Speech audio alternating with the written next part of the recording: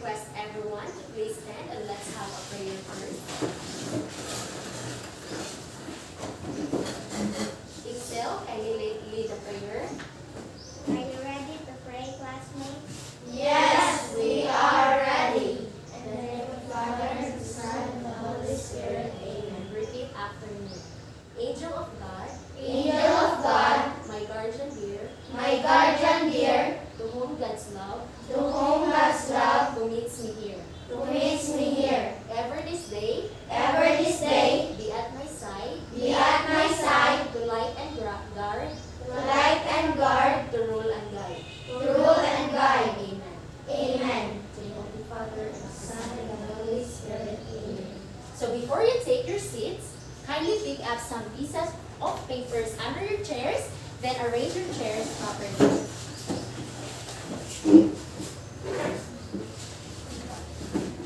Alright, thank you class. You may now take your seats.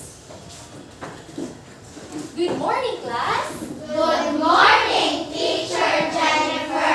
Again, I can't hear you. Good morning class. Good morning, Teacher Jennifer. How are you today? Well, Fine.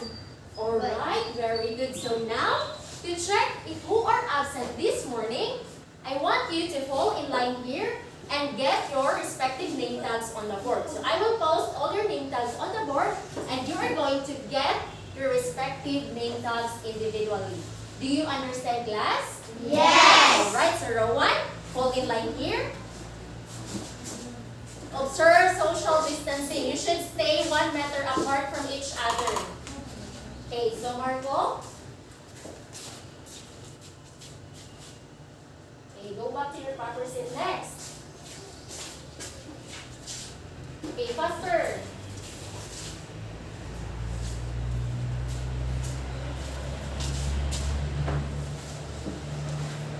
Alright, so next is the second row. Fall in line here. Move faster. Okay, observe social distancing. Okay, go Brandon. Next.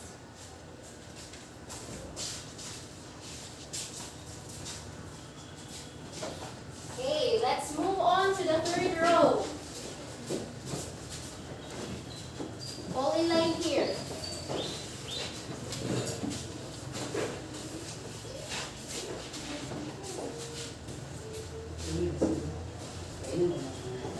Okay. Get your respective name tag. Next. Right, sit down, Sanjay. Alright, so no name tag left on the board. So I'm glad that all of you are present today. So let's give yourselves a yes clap. So this is how you are going to do a yes clap. So 1, 2, 3, 1, 2, 3, yes. Again. 1, 2, 3, yes. Very good. So before we go further, I will let you know first our classroom rules. So these are the classroom rules that you ought to follow inside the classroom. So first, wear a face mask properly. So you should wear your face mask properly. Do not remove your face mask when you are inside the classroom. Next, maintain physical distancing. So you should stay 1 meter apart from each other. So you should avoid tight touching with your classmates. Next is follow directions correctly. So you should follow instructions or directions correctly. Next is listen quietly. So you should listen quietly, especially when there is someone talking in front of you. And the last one is raise the right hand and wait for the permission to talk. So if you want to answer or if you want to ask questions, just raise your right hand. Do you understand, class? Yes. Alright, very good. So today, you are going to learn another lesson in science. In this lesson, you are expected to first identify the different processes that involve a water cycle. Next, describe the importance of water cycle. one is show appreciation on the importance of the water cycle. Do you understand, class? Yes. Alright, so now let's take a short review about our lesson last meeting. So what are the 3 kinds of water that you have learned? Yes, Patricia? Fresh water. Alright. Next, what else? Yes, Ellen? Groundwater. Okay, groundwater. How about you, Brandon? Seawater. Seawater, very good. So now, where can we find seawater? Yes, Excel? At the ocean. Alright, in the oceans or in the sea. So how does seawater taste? Salt. Is it sweet? Sour? Yes, Brandon? Salty. Yes, it's salty. So can we use seawater for drinking or for washing our clothes? No. Yes, Marco? Why? It's because? It's dirty. Alright, so seawater can be used for drinking because it is not potable. And it can also be used for washing our clothes because it's itchy. Do you understand, class? Yes. Very good. So how about the fresh water? What do you think are the sources of it? Any hand? Yes, Princess? Fresh water can be found in Excel? Rain. Okay, rain? How about Japhet? Creeks. Okay, in the creek. So, fresh water can be found in a small but open bodies of water such as rivers, lakes, creeks, and ponds. Very good. So, fresh water also comes from rain. Very good. So, what about in cold countries? Where do you think fresh water comes from? Yes, Marco? Ice. Okay, it comes from ice or snow, icebergs, and glaciers. And when it melts, it runs off as a surface water. So what about the groundwater? Where can we find it? Yes, Novi? Where can we find groundwater? Any hand? Yes, Ellen? Underground. Alright, so groundwater can be found below or beneath the earth's surface. So, groundwater is the cleanest water as it contains dissolved minerals which our human body needs. Do you understand, class? Yes. Very good. So now, to give you a hint about our topic this morning, I prepared an activity for you.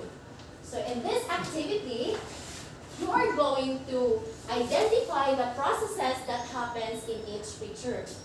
Do you understand, class? Yes. Alright, so just wait for a while.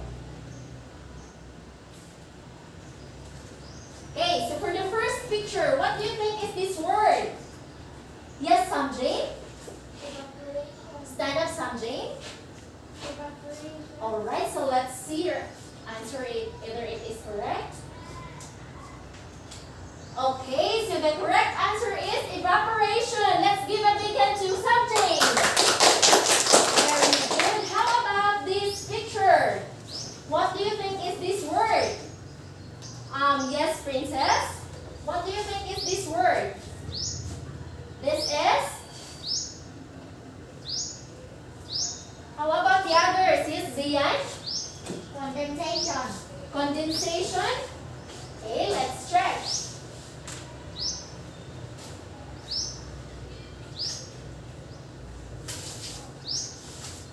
Alright, so condensation is correct. So let's give a hand to Zian. Very good. What about this picture?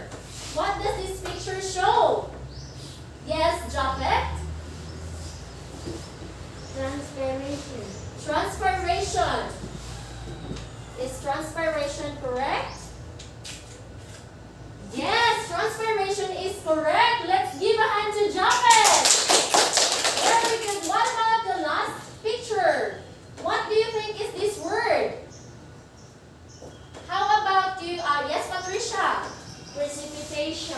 Precipitation. Is precipitation correct?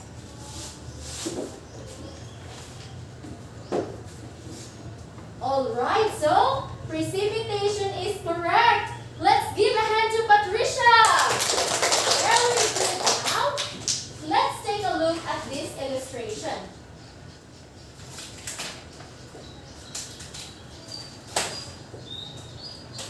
Okay, observe this illustration.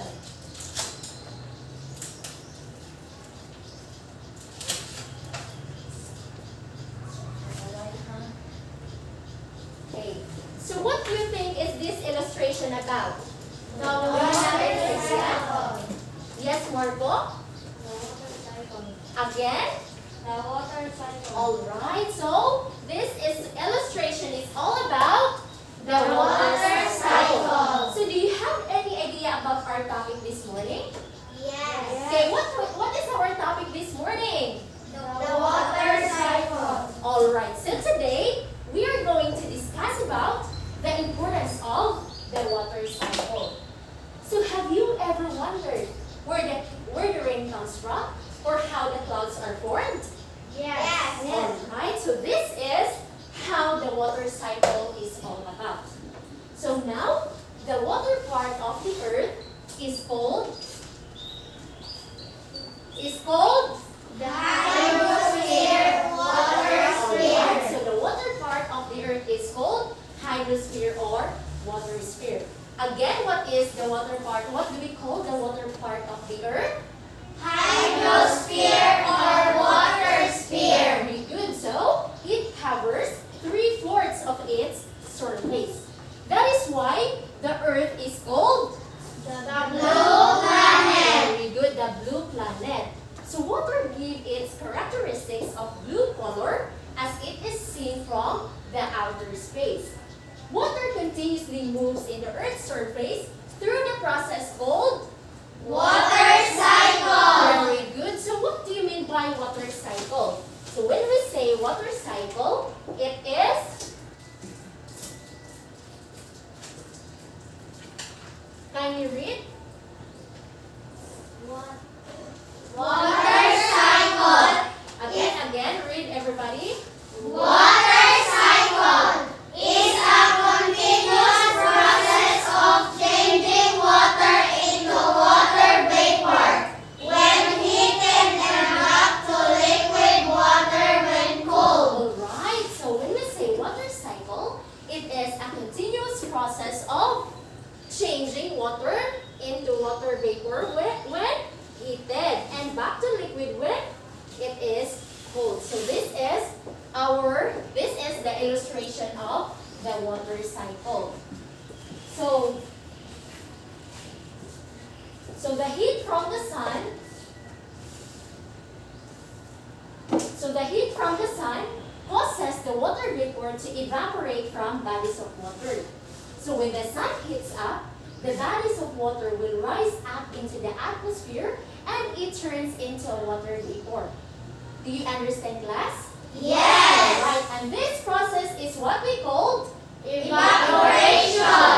So evaporation occurs when liquid water on Earth's surface is heated and turns into a water vapor in the atmosphere. Again, class, when does evaporation occur? It occurs when liquid water on Earth's surface is heated and turns into water vapor in the atmosphere. Alright, so have you tried heating some water? Or have you seen your mother heating some water? Okay, Yes. so what have you observed as the water get heated? Yes, Novi? It's boiling. Another hand. Very good. Yes, Japet? Can you see a water vaporizing as the water get heated? Yes. Yes, very good, very good. So, as the water get heated, you can see a water vapor rising up into the air. And it turns into, the liquid water will turn into Water vapor. And that is an example of what we call Evaporation. Very good. So, can you give me another instances where evaporation occurs? Who can give me another example where evaporation occurred? Any hand? Yes, Japhet? When the seawater is heated by the sun. Okay, when the seawater is heated by the sun. How about when you hang clothes under the sun? What have you observed after a few hours? It will dry. Yes, it will dry. So where do you think the water goes? It goes Atmosphere. very good. So when you hang a wet clothes under the sun, you have observed or you have noticed that the liquid water in it will dries up. It is because the liquid water in it will rise up into the atmosphere and it will become or it will turns into a water vapor. And thus that process is an example of what we call Evaporation. Very good. So do you know that plants and trees also release water into the atmosphere? Yes. Alright, so when the plants and trees release water into the atmosphere, this process is what we call Transpiration. Alright, so again, what do we call this process when plants and trees release water into the atmosphere? Transpiration. Very good, transpiration. So have you seen a visible droplets on the grass early in the morning even though it didn't rain during night? Yes. Alright, so it's because this happens because the leaves of the plants will absorb water from its roots. And when the leaves of the plants are being heated by the sun, it will dries up. Because the liquid water on it or the water droplets on it will rise up and turns into a water vapor. And this process is what we call Transpiration. Very good. So, humans and animals also release water in the atmosphere. And this process is what we call Respiration. respiration. So, how does humans and animals release water into the atmosphere? It is through Yes. It is through perspiring or urinating. Again, class, how does animals and humans release water into the atmosphere? It is through and alright, perspiring and urinating. Very good. So as the water goes up into the atmosphere, the water vapor in it will turn into a water droplets. So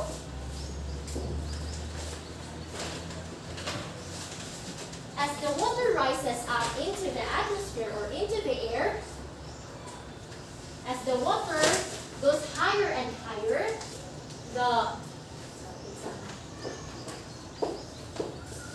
cool air of the atmosphere causes the water vapor to turn back into liquid.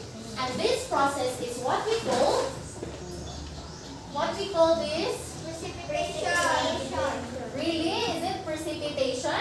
Condensation. When water vapor turn into liquid water, what do we call this process? This process is what we call Condensation. So have you seen a clouds? Have you seen a clouds form in the sky? Yes. Okay, so what is the color of the clouds when it is about to fall? Yes, princess. Rain. Okay, it is gray or black. So why do you think the clouds become darkened when it is about to rain? Why do you think? It is because it holds so much of water. So, when does evaporation occur? It Occurs when water vapor rises up higher and higher.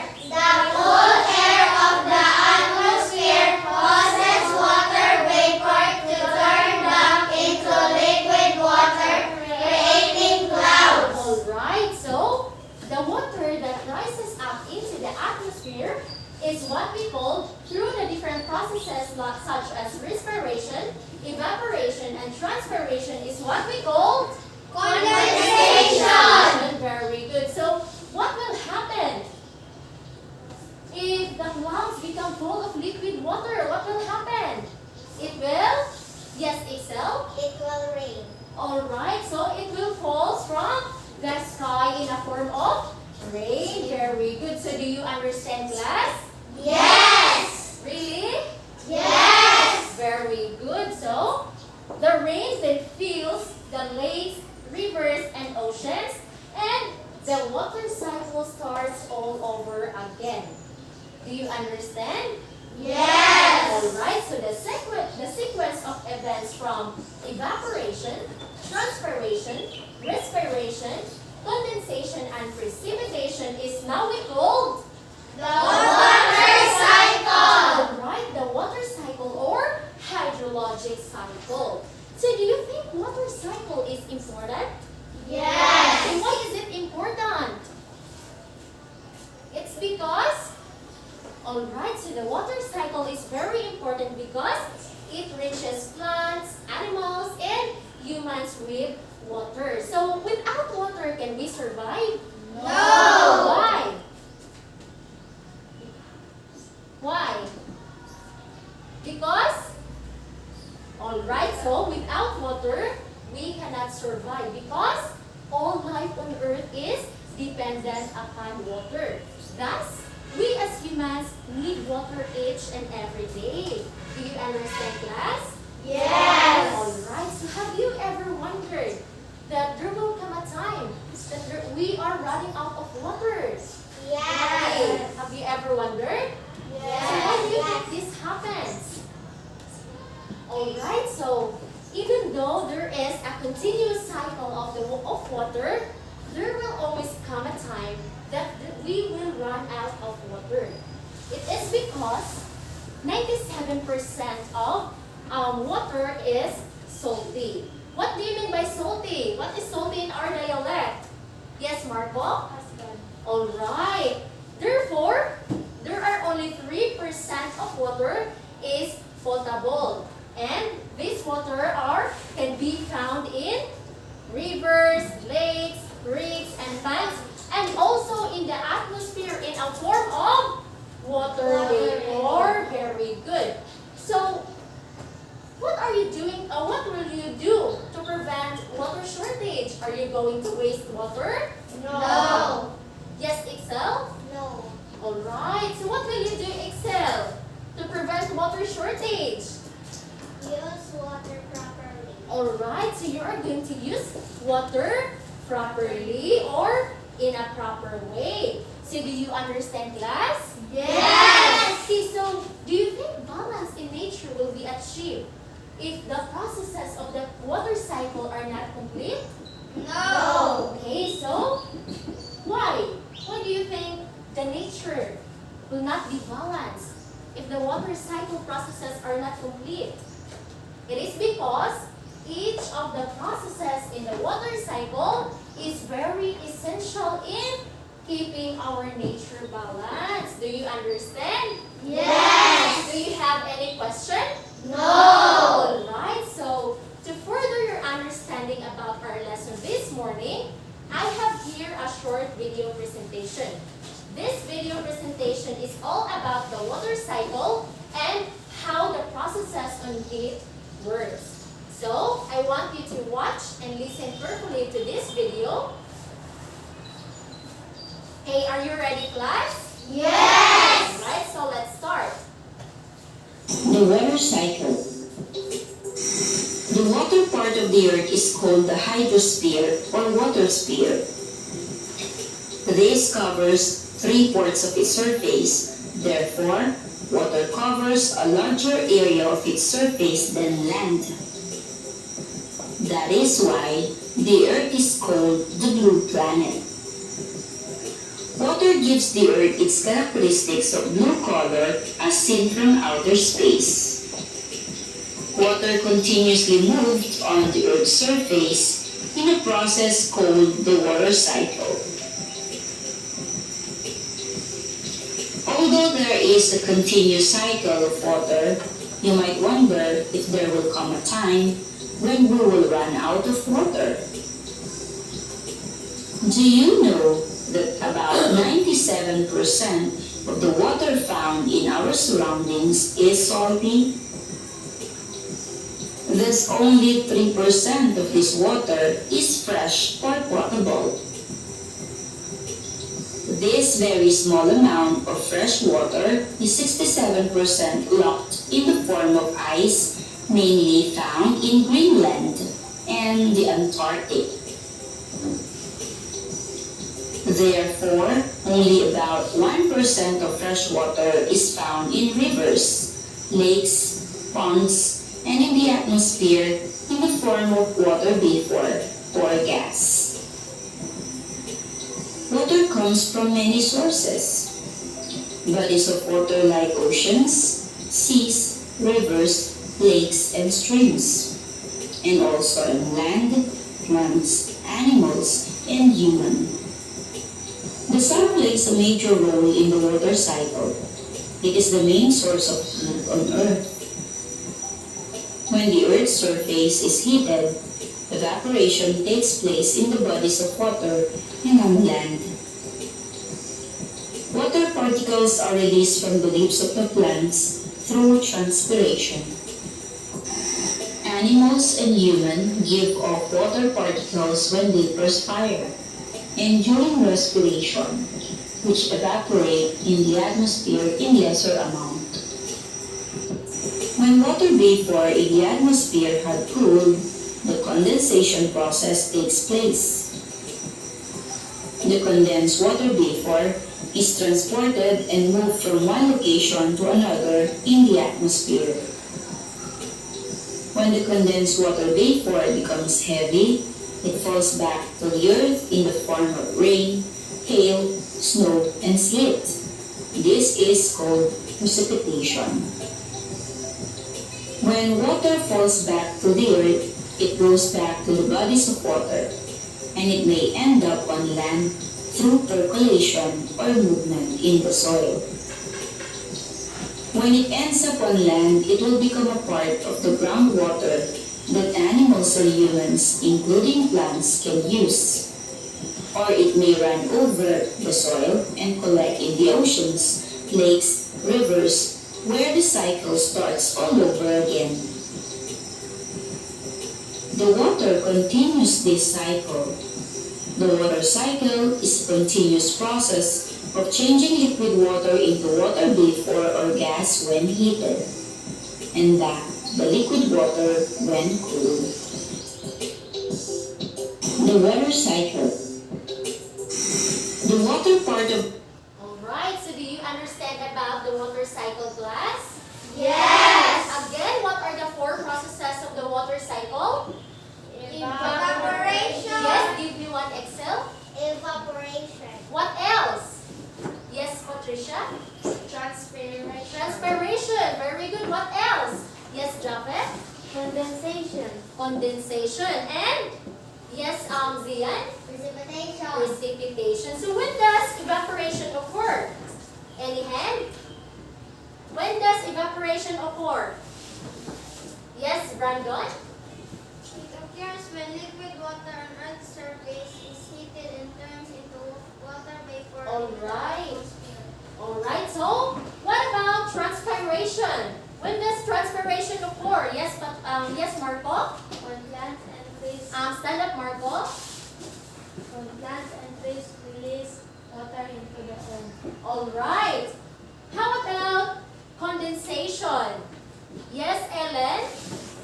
It occurs when water vapor rises up higher and higher. The cool air of the atmosphere causes water vapor to turn back into liquid water, creating clouds. Very good. So, how about precipitation? Yes, Samjay? What about precipitation?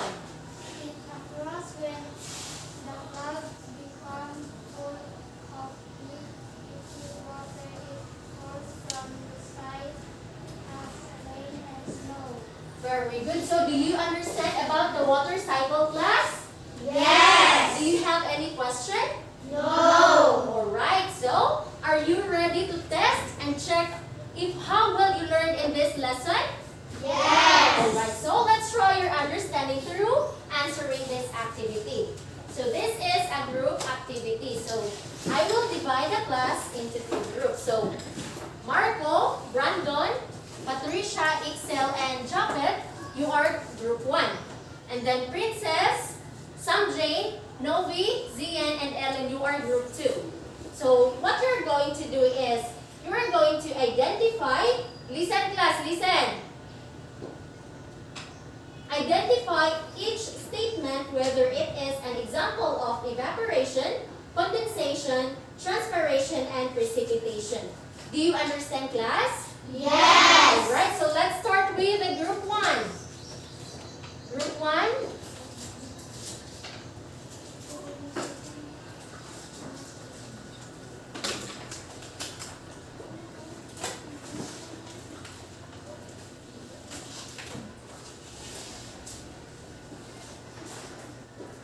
Okay, let's start with the group 1. Okay, who wants to answer first? In your group. Marco. Okay, Marco. Okay, come in front, Marco. Write your answer in this.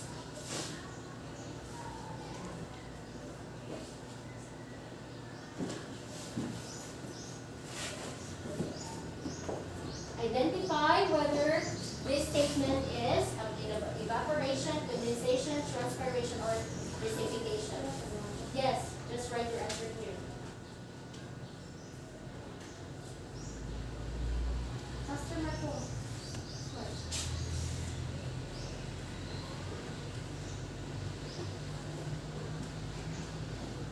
Go.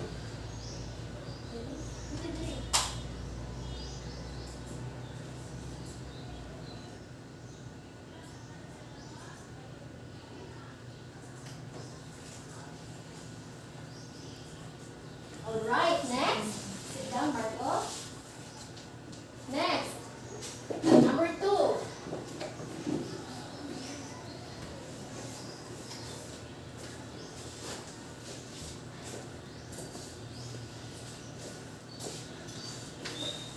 Just write your answer here for number 2.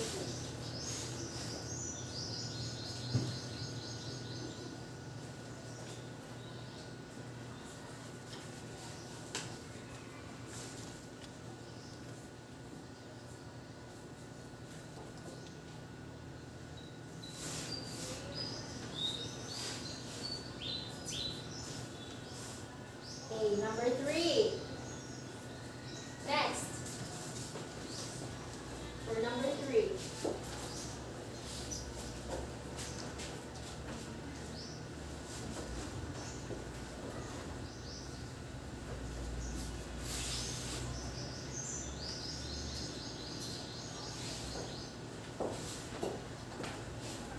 Alright, for number 4.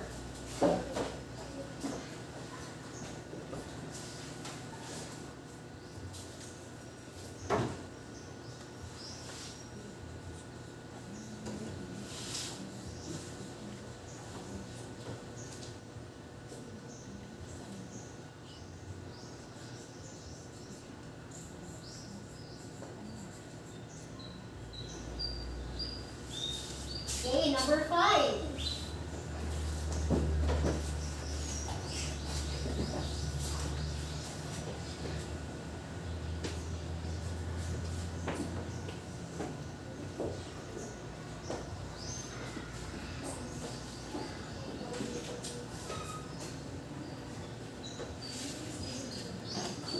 Shh, quiet.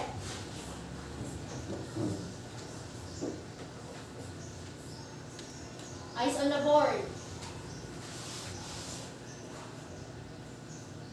Alright, so give it to me. Zian. Okay, Zian, I got it. Okay, so let's move on to the group 2. Who wants to answer first in group 2? Come in front.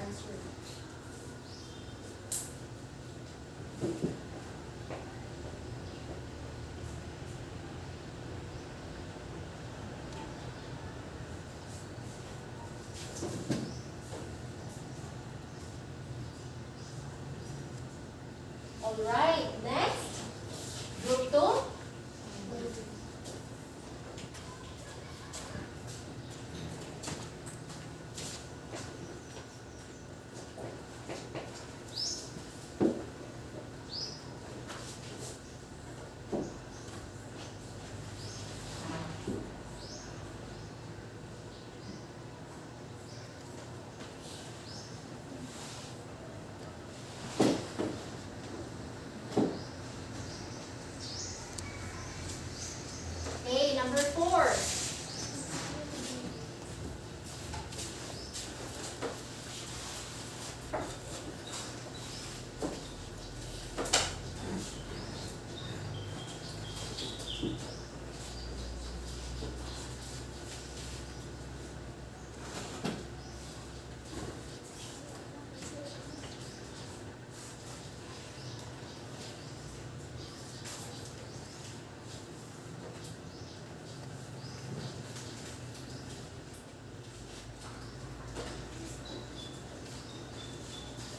Alright, so for number 5,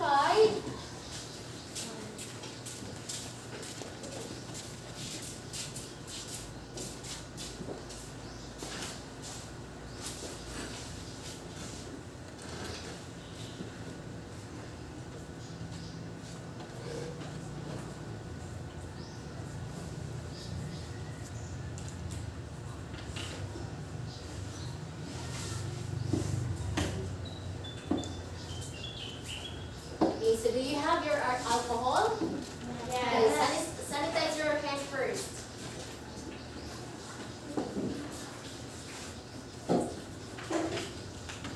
Alright, so group 1, choose one presenter. Then present your work. Any from the group 1? Present your work, group 1. Who wants to present? Brandon. Okay, Brandon. Come in front.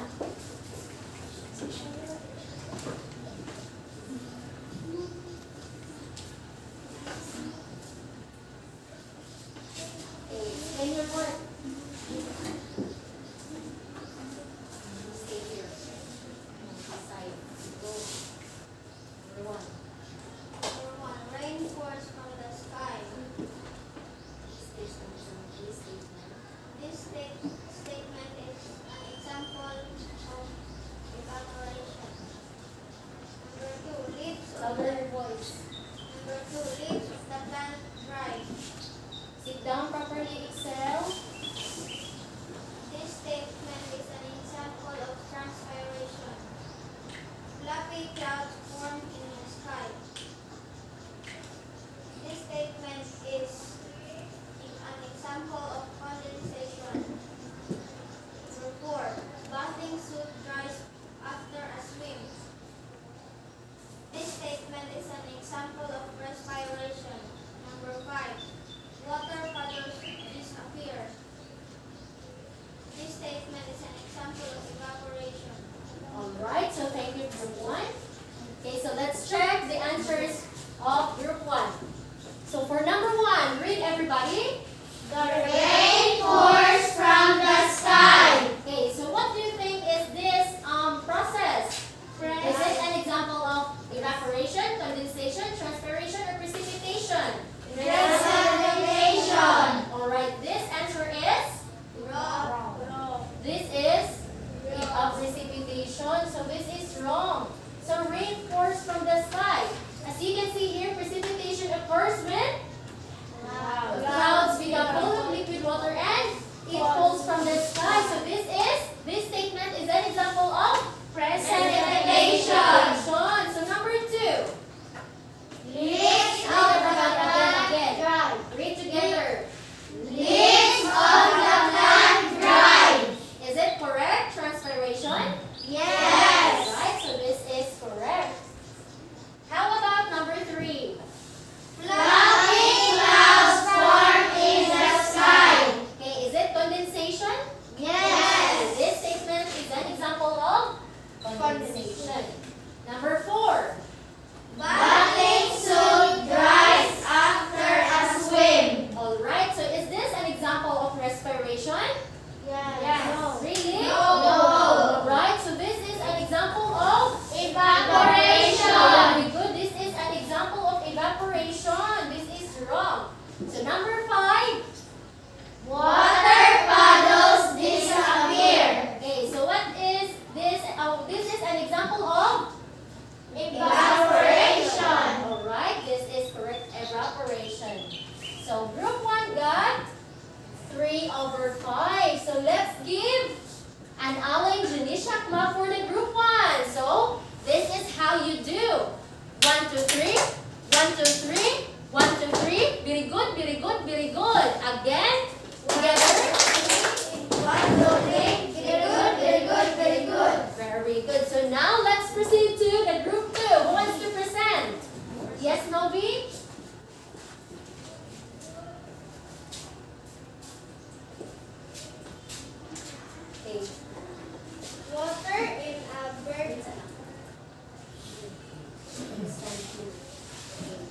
Louder your voice. Water in a bird but dries up. This statement is an example of evaporation. Number 2, sleet falls. This statement is an example of precipitation. Drops form in the clouds. This statement is an example condensation. Snowflakes flutter from the sky. This statement is an example of precipitation. Hail falls to the ground. This statement is an example of precipitation. Alright, so let's check the answers for the group 2. Okay, read everybody. Water in a bird that dries up. Alright, is it correct? Evaporation? Yes. Alright, this is correct. Okay, how about this one? Sleet falls. Is this correct? Yes. Precipitation? Alright, this is correct. What about number 3? Drops form in the clouds. Is this correct? Condensation? Is this correct or not? Yes. Yes, it is correct. So, drops form in the clouds. This is an example of Condensation. So, number 4. Snowflakes flutter from the sky. Is this correct? Precipitation? Yes. Yes, this is correct. What about number 5? Hail falls to the ground. Is it an example of precipitation? Yes. Yes, very good. So, group 2 got 5/5. Very good. So, let's give a good job clap to group 2. So, this is how you do. 1, 2, 3. 1, 2, 3. Good job. Again, everybody. 1, 2, 3. 1, 2, 3. Good job. Very good. So, since you already learned about our lesson this morning, I have here a worksheet for you to answer. So, in this worksheet, you are going to choose the letter of the correct answer. So, just answer directly on your test paper. So, write your name first on top of your test paper. Do you understand, class? Yes. Right. So,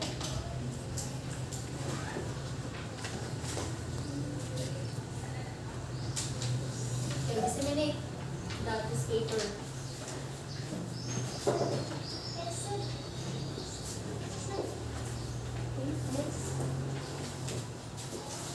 I will give you only 5 minutes to finish answering. Okay, time will start now.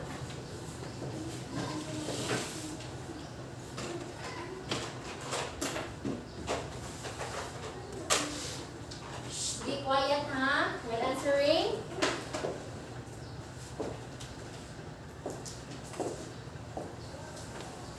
Write your name first on top of your test paper.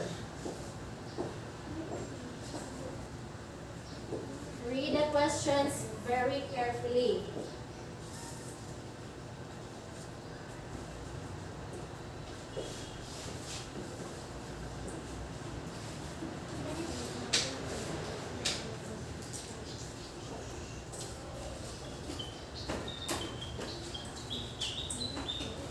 Just be quiet while answering.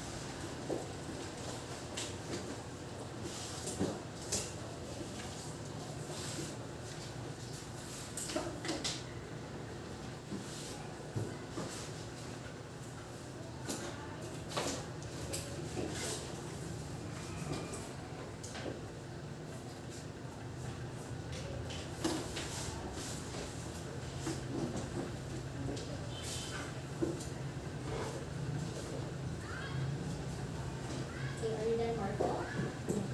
How about you, Patricia? Are you done answering? How about you, Princess? Zian? You're done answering? What about you, Ellen? Alright. Where's your answer? Are you done?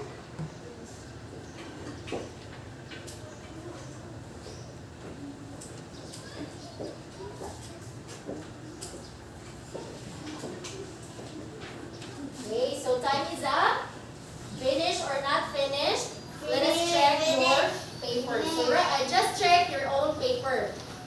Be honest, how while checking your papers? Yes. Checking your answers. So number 1, read everybody. Why is water cycle important? A. It is a source of money. B. It causes droughts. C. It provides people, animals, and plants with water. D. It is not useful to us. Okay, so why is water cycle important? What is the correct answer? Yes, Patricia, what's your answer? C. It provides people, animals, Stand up, Patricia.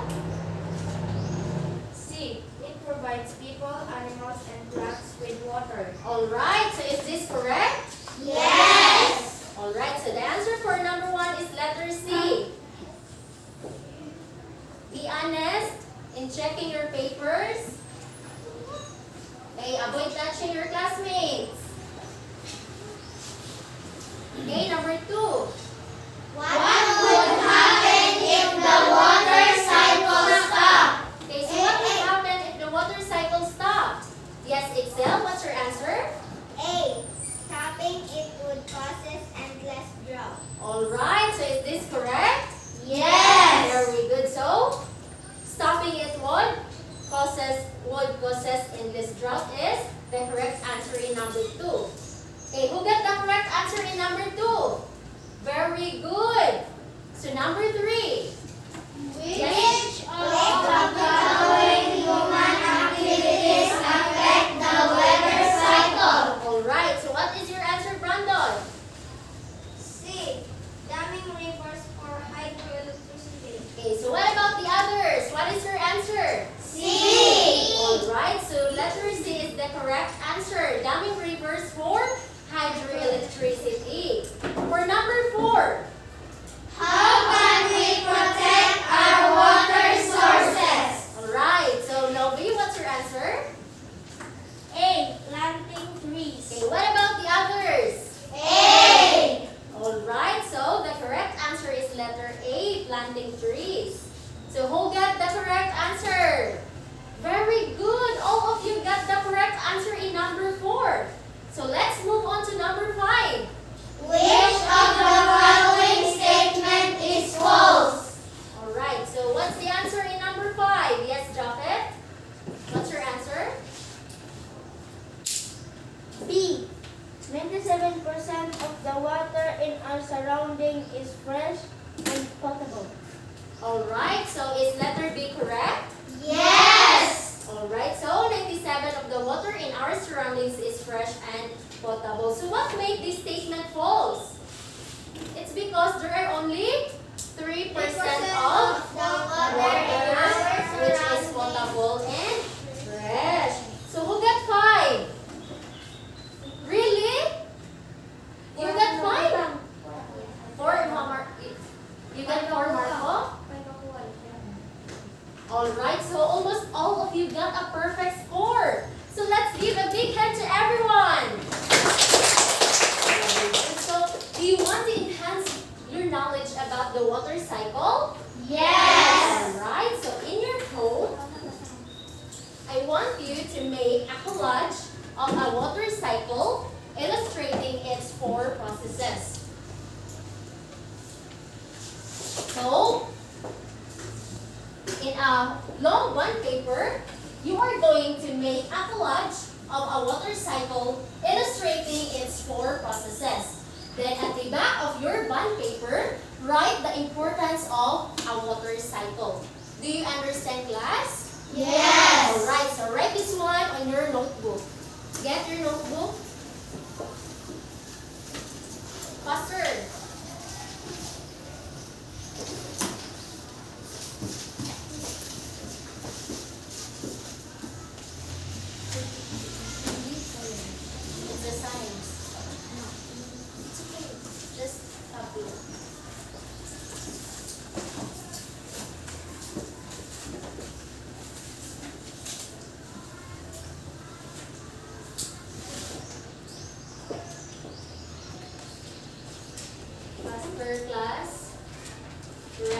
time.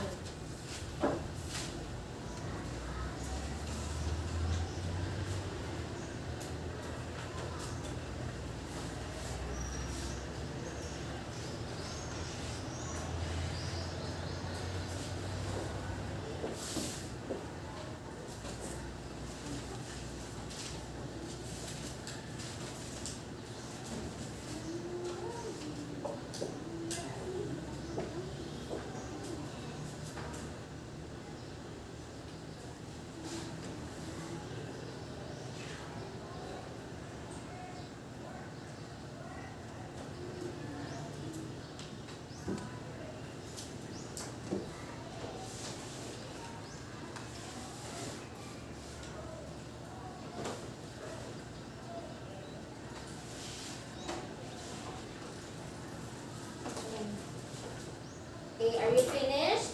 Yes. Alright, so have you learned something today? Yes. Very good. Since it's already time, keep all your things. Okay, just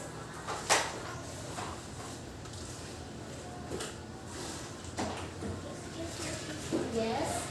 Okay, pass me your phone. Your case. Let's pay first. Shh, be quiet.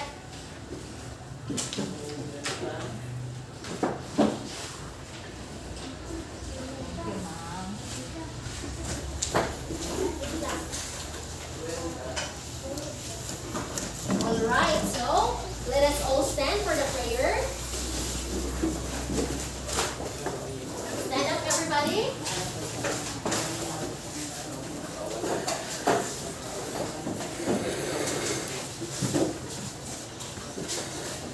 Mother Shah, in the prayer. Are you ready to pray, classmates? Yes, we are ready. In the name of the Father, the Son, and the Holy Spirit. Amen. Repeat after me. All for thee, All for thee, O my God, O my God, O my Jesus, O my all Jesus, for thee. all for thee. Amen. Amen. In the name of the Father, and of the Son, and of the Holy Spirit. Amen. So before you leave, pick up some pieces of papers under your chairs, then arrange your chairs properly.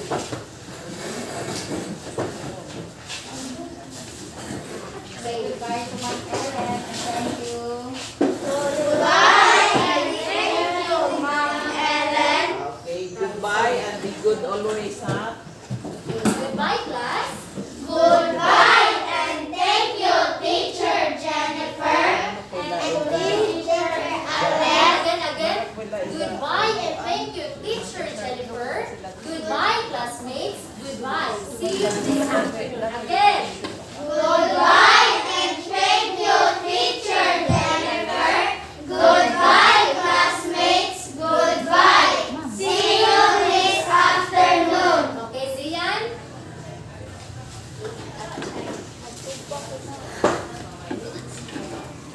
Exit here. Zian, exit here. Follow by... Sorry. Move faster, move faster. Just wait, princess. Ellen, follow. Next princess, this row. Just wait, Zia and Marco. Next. Let's go. Move faster. Ha? Ang huli, 5 minutes to 11. Sige, you can go back there. Balik sa mo diriling. Dito sa mo. Alright. Gabago na bago daw ng iban.